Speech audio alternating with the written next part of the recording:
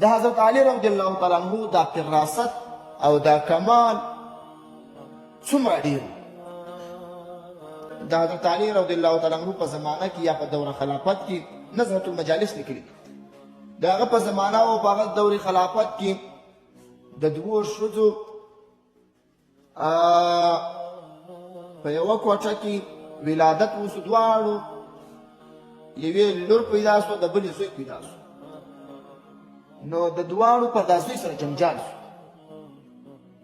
یوې ویل چې زوی زما دی ما پیدا کړی بل ویل چې زوی زما دی ما پیدا کړی حضرت علي رضی الله تعالی عنه ته حضرت علي رضی الله تعالی عنه ته چې راغی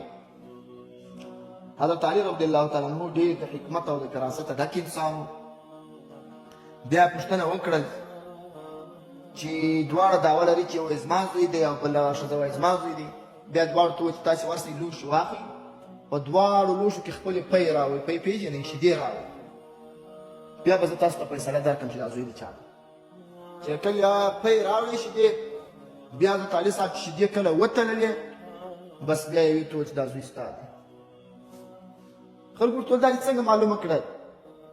چې دا زوی د دې ښځې ته ورکوي او په حقیقت کې هغه زوی د هغه ښځې هم و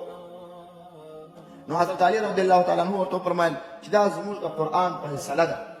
چې للذکر مثل حظ الانثیین د نر دپاره دوې حصې دي تر ښځې یعنې د دوې حصې نر تر ښځې بالا دی یو نر د دوو ښځو په ځای کې درېږي وایي د دې آیاته معلومه سوه حضرت علي رضی الله تعالی عنه فرمایي چې د نر کوم چا کومې ښځې چې دا نر زوی راوړی دی د هغې شیدې پر هغه د ښځې پر شیدو باندې درنې چې کله شیدې وتړلې چې هغه شیدې درنې هغه ته بچی په لاس ورکړي